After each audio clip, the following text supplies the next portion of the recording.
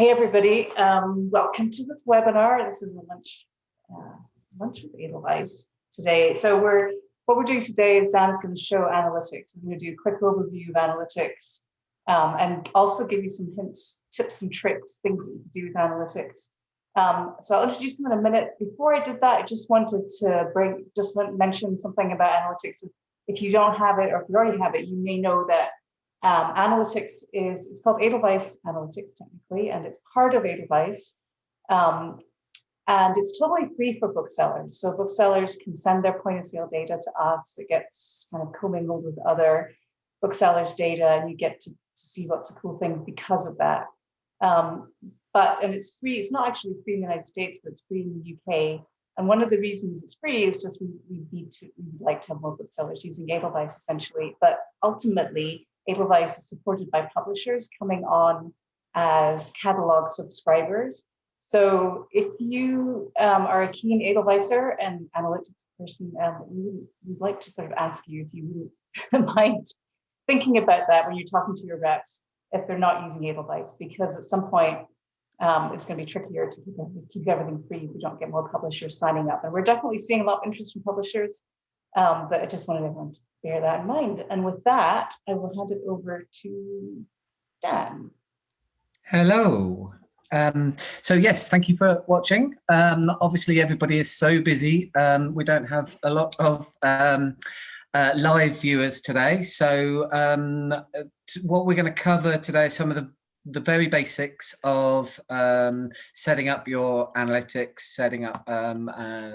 setting up your page, how you prefer it, and then some of the really quick wins on analytics that you can get. You can just dip into, take you a minute just to get some ideas, and then go and do some ordering or use the information that you've got, however you choose.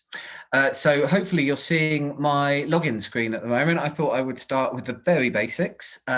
So if you're on edelweiss.plus, you'll see this login screen. If you don't have an account, you can create a free account from here. So that's the only reason I wanted to show you the login screen. We've got sign in. I'm going to sign in, and you land on your homepage. Now, your homepage is quite clever in that it's full of widgets. Can I interrupt you for a second? Yeah, of course. I'm not seeing your screen, but maybe Oh, you're not? maybe I'm not looking in the right place. Are you on? Were you on my Windows screen? Let's go back. I see your face. I could see it. You can't see it? Okay, well, never mind me then. Okay, carry on. I'll find it. Okay, I've reshared. Hopefully you can. Okay, so we're on my home screen. My home screen is full of widgets, and these 9 dots in the corner of each of these widgets, you can click and drag and move them around. So if you find a widget that you find incredibly useful, for me it's popular titles I don't have, you can move that to the forefront. To add a new widget, you've got this little icon over here. So if you don't have the popular titles one, which is an incredibly useful one, you can click on add widget. You can go into analytics, and there we've got the most popular titles ticked already. That means I've already got it on. So I just wanted to show you that. That's a really quick way of just getting the information really quickly. Now, the other thing you can do once you've got that widget, or with analytics as well, I'm getting a lot of feedback from somebody. Is somebody's mic on? Oh, Ruth, I think your mic's on.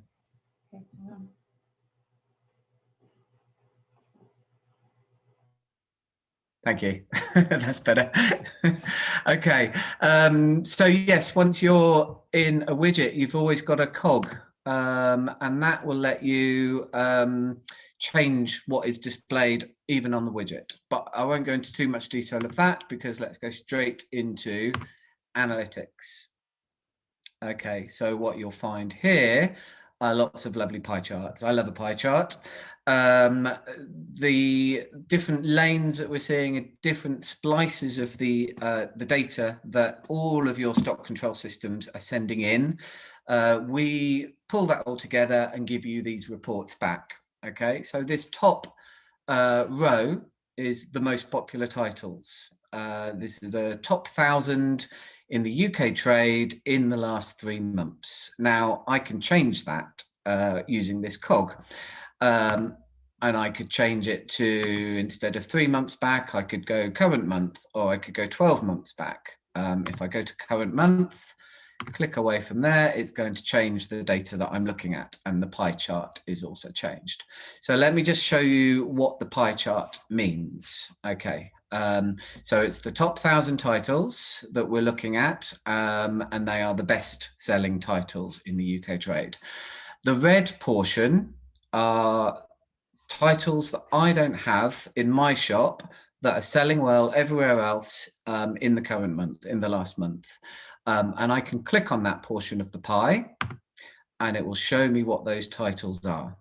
Okay, so there are going to be lots of hardbacks, fiction, adult fiction hardbacks that I don't have because as primarily a children's bookseller, of course I don't have them.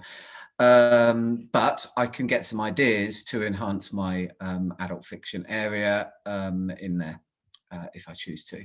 The blue portion, there's a very small blue portion.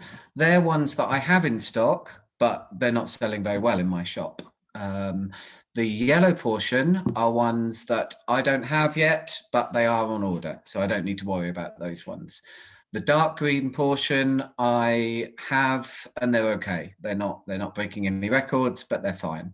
And then the light green are the lovely ones that are selling really well in my shop. And yeah, they're fresh and hot, we call it. But what you might want to do with the dark red is have a look through and think about any that you might want to stock. Now, the data is usually a day out of date, maybe 2 days out of date. So you always have to use your own, what you know about your shop over and above this, because what you'll see, so J.K. Rowling's Ichabod, for instance, I know I've got that in the shop. It came in a day ago.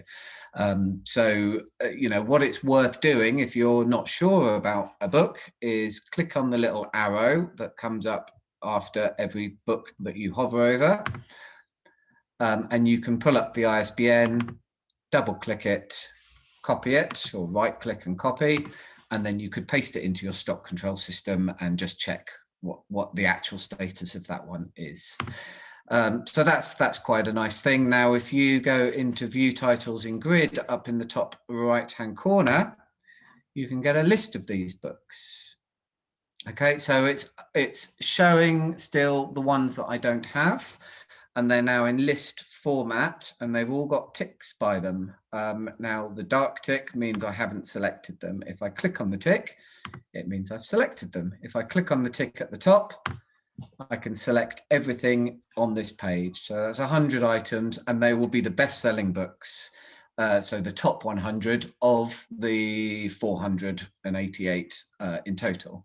So I can tick on that, go to other actions, and export that into a file, and then bring that into my stock control system, or paste it into Gardner's website, or send it to an order within Edelweiss right from this screen.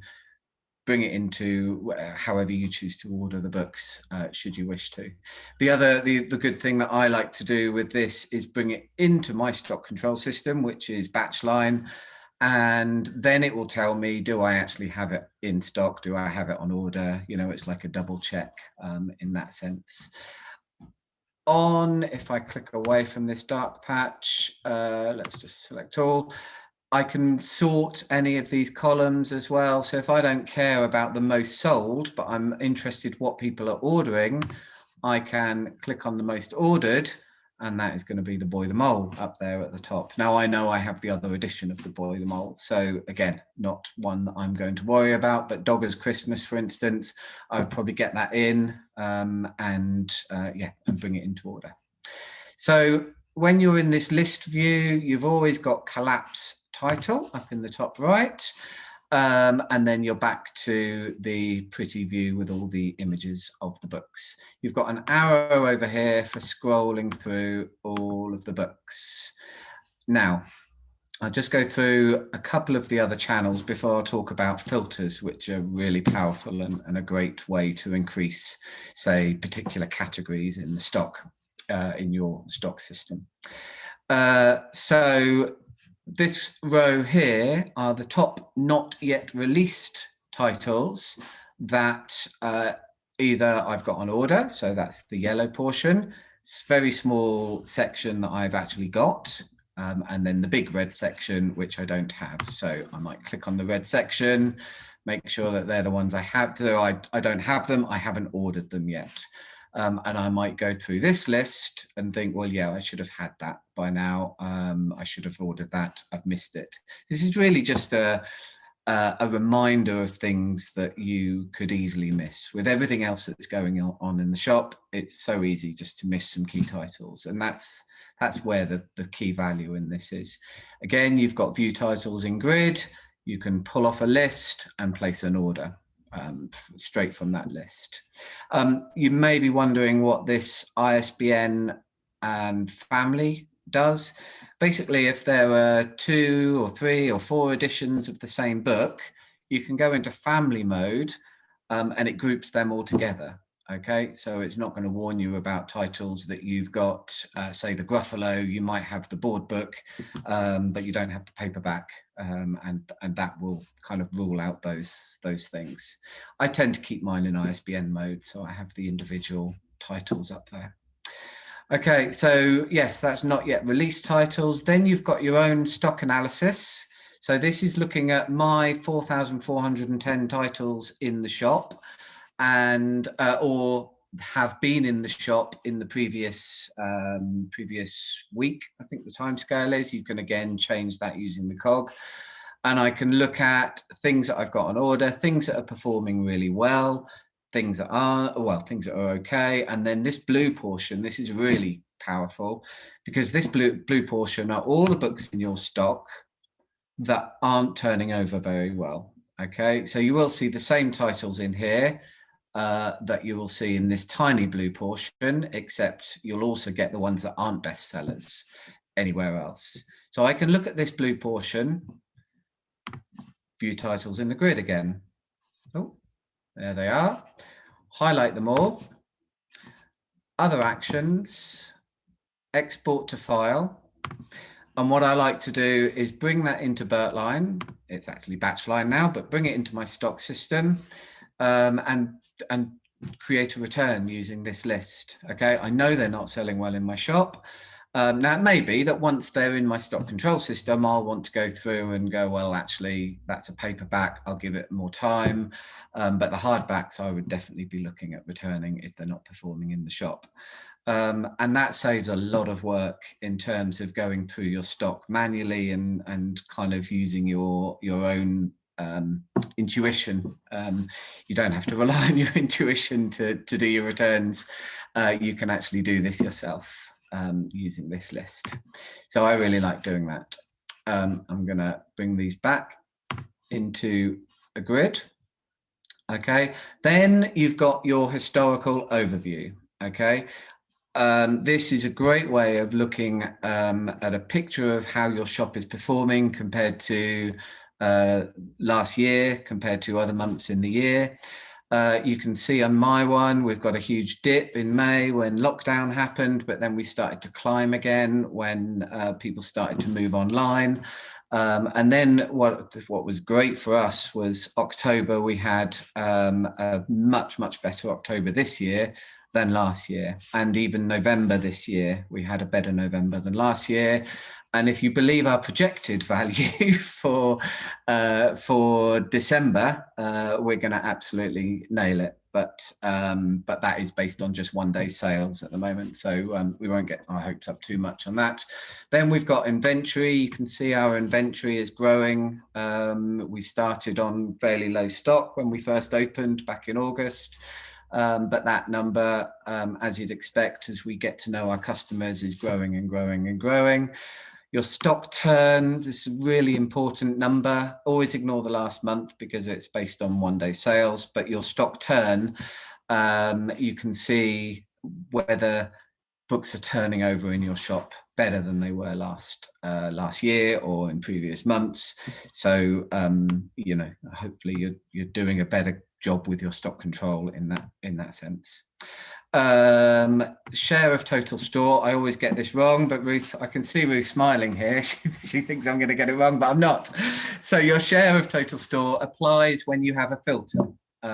So if I had a filter on my view, which I'm going to talk about in a minute, it would be telling me, say, my fiction, how well it's performing as a comparison to the total store. Okay, is that right, Ruth? Yeah, she's nodding. And then we've got our unit sales as well. So this is obviously different to your value of sales. Your unit sales, is it going up year on year? And yeah, how well is it doing compared to previous months? So I really like these graphs. Then this is a great one here, your category performance. So I think because of lockdown and everything that's been going on this year, some of my my categories are overperforming and some of my categories are underperforming.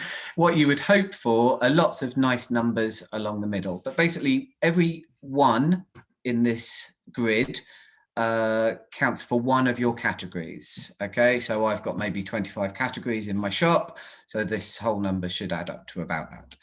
And I can see at a glance, my adult fiction is very overstocked. It doesn't turn over very well. And I've got a lot in there. I know that we're focused on children, so that makes absolute sense that would be in there.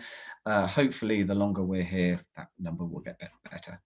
But then we can look at just slightly overstocked, early readers, chapter books, they're all in the overstocked area. And I could look at adjusting how much I stock in those sections. Then we've got the understocked sections, and these are things that I might consider getting more in. And in fact, I did the other day. I looked at this and we decided we can afford to get more adult cookery books into stock. So I looked through some of the catalogues in Edelweiss, picked out some good new cookery books, and we've increased in this area. So that will probably move into the green area. The green ones, they're perfect, doing a brilliant job on these. Okay, you can see the ones we do really well on board books, we nail that. They're all face out in the shop. Then you've got your restock. So this is things that you have sold in the last week, and then the status in the stock, in your stock system. Have you missed ordering them, basically? So this red portion, 82 books in here that we have not got back in, having sold them. And again, we might look at this and think, well, actually, no, I know in fact, I ordered the Explorer the other day. Entangled Life we ordered in. So, but then there are other ones in there we may have missed. Jolly Christmas Postman, for instance. Draw with Rob, I saw 3 copies come in today on that one. So yeah, so that's a really that is again another reminder that you may have just forgotten to reorder something. Then you can analyze a catalogue. So at the moment I've got Walker books in there. That is a catalogue from last January. If I take that out, I can look at, for instance, PRH from July, and look at what I got from that catalogue and how well they are performing in the shop. Okay, so the green ones that I got from that catalogue, they performed incredibly. The dark green, they're doing fine, and there's nothing blue, so nothing bombed from that list.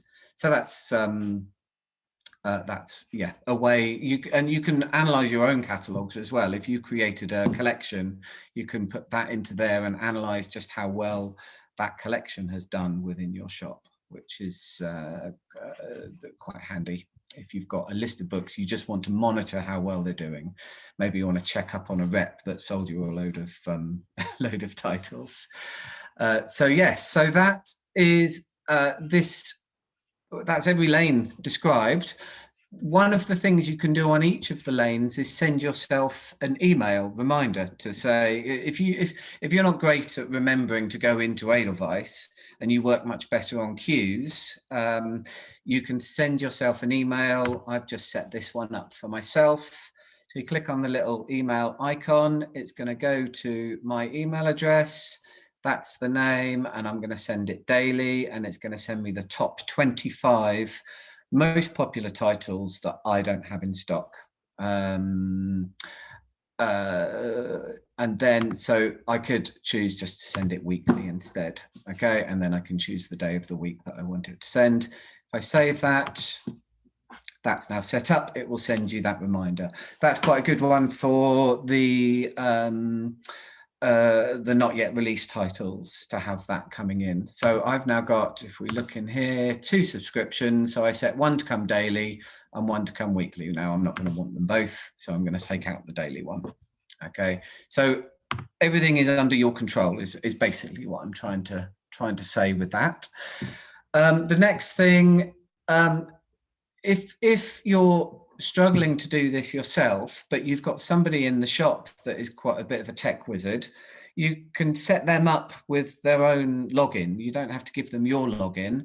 That's really easy to do. Up in the top right hand corner, you've got a little icon for your profile. If we click on that, we can go to your profile and accounts, and then under account users, I can see all of the people that have access to Bookbugs and Dragon Tales account.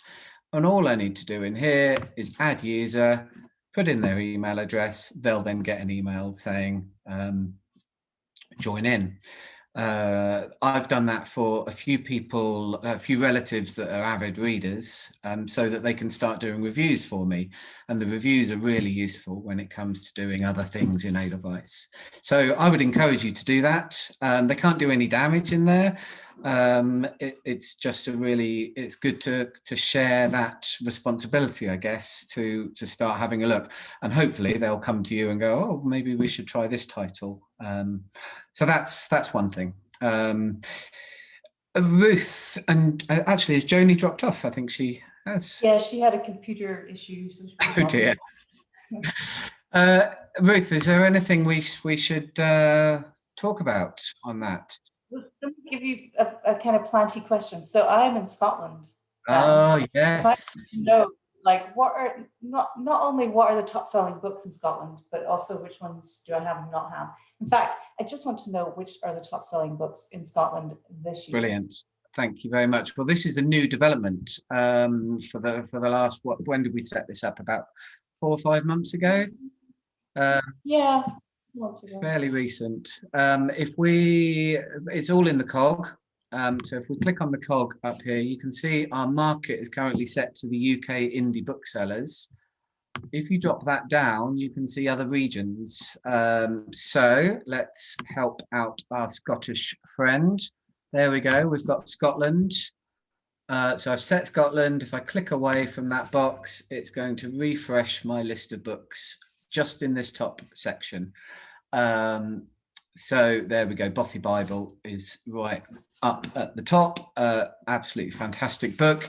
Probably wouldn't sell very well in Norwich. However, I know loads of Scottish and Borders bookshops do really well on that. So then we can scroll through and you can see what a difference it makes to the list of books.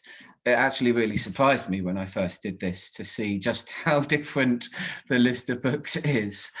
So yes, the titles I don't have, again, are the red ones. That is no, that's not what's currently selected. If I select the red ones, so yeah, they're all the ones I don't have. The ones that are selling well in Scotland that I do have is the green portion. Okay. And then yeah, you've got the other portions of the pie, and you can do that again for not yet released. Change it to Scotland, and there we have a list coming up of yeah, more Scottish themed. But I mean, they won't necessarily be Scottish themed, but they are what's selling well in the Scottish area. It's really Yeah, I was going to say, could you just show the list of the most popular titles so that you can show how you can just see the bestsellers? So view titles in grid. Oh, yeah, I've still got my 29 selected. Let's go back to the red portion. No, or even just do all. If I want to know just the bestsellers, regardless Just of the what best I have, ones, I could just say, of course. So show all show of them. indeed. Just So out of curiosity, if somebody says to me, "What are the best-selling books in the Indies in Scotland?" there you go. Answer that question. So I think we've still, oh no, we've still got it sorted. It remembers what you've sorted by. So we've still got it sorted by ordered. We'll sort it by sold. See what a change that makes. There you go. The Shadow King is up there at the top as the best-selling title in Scotland. Okay, and then we can scroll down, and so that would be a really useful list for you. Okay. Joni, I know you dropped out. Have you got anything you think? Oh, I haven't even covered filters yet. So this is really powerful. And I was doing this earlier. We're going to be featured on a list on Twitter. And it's like an Advent thing. And our day of the month is featuring poetry. And we really like poetry in the shop. So what we will do before that day is get in a few more poetry titles, just so that our list looks even better. Now, over on the left-hand side, you've got filters. Now, you can filter by publisher, which is great. But if you filter down here by BIC subject, and poetry is in literature, there's poetry. Everything I'm looking at now is, and I've still got my Scottish filter on as well, so I'm going to go back to everything UK.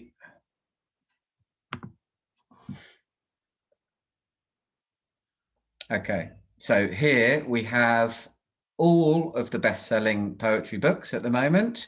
If I click on the red portion, I know I've got the Margaret Atwood one.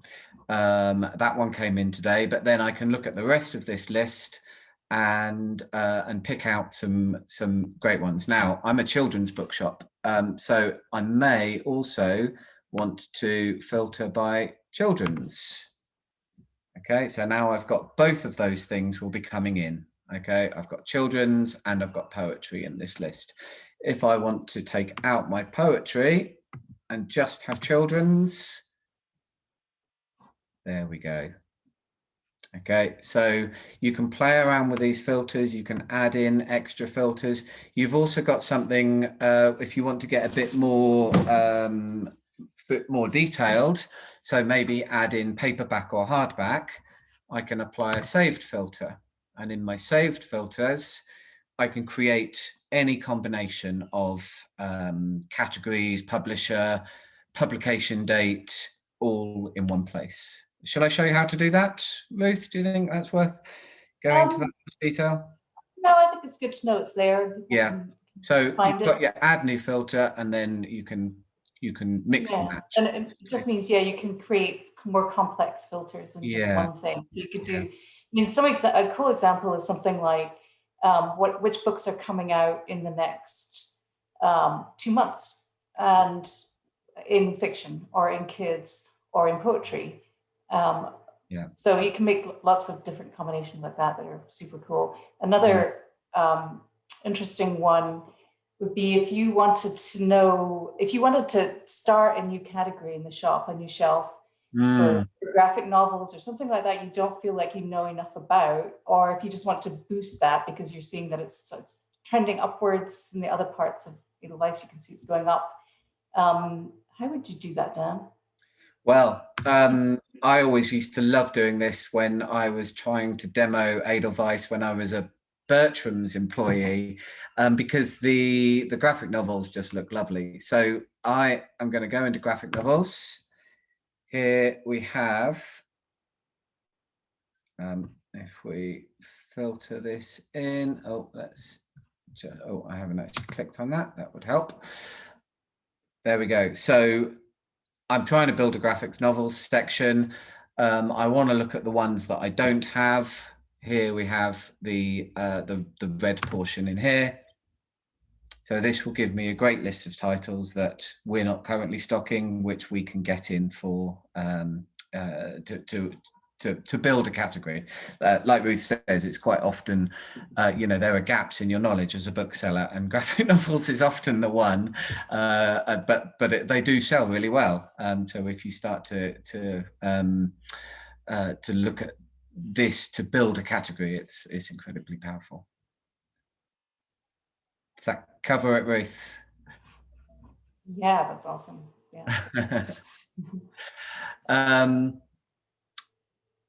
Yeah. So the one thing that I like to do is, with the filters, is look at the paperbacks or the hardbacks, because if you're, in fact, this one I've built, which is everything, every format, board book, big books, but not the hardbacks. And if I click on that, then I can start looking at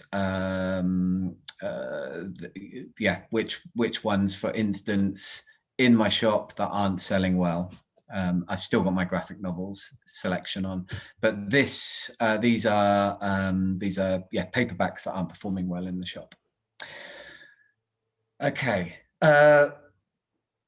shall we wrap it up for that? I don't think, well, basically, if you have any questions, you know where we are. The comments on the Facebook group, by all means ask there, or Dan at aboventhetreeline.com is a good place to go, or Ruth at aboventhetreeline.com. You can contact us all. I should introduce, we didn't mention Joni or out her, but Joni is going to be joining us in the UK as well, and giving extra support for all our UK users. So we're really excited about that. So thank you very much for tuning in. I hope you got something out of it. I hope that you're all as busy as you must be, because you didn't turn up. But that's brilliant. So this is there for you to use whenever you need to, and hopefully see you on the other side of December. So thank you very much, everybody, and don't forget, we do have another one next week for you to join in. What's the one next week on, Ruth? It's for publishers, really, about sales reps. Of course, anybody can come along, but it's about selling with Edelweiss. Brilliant. Look forward to that. I may or may not be here, depending on another call.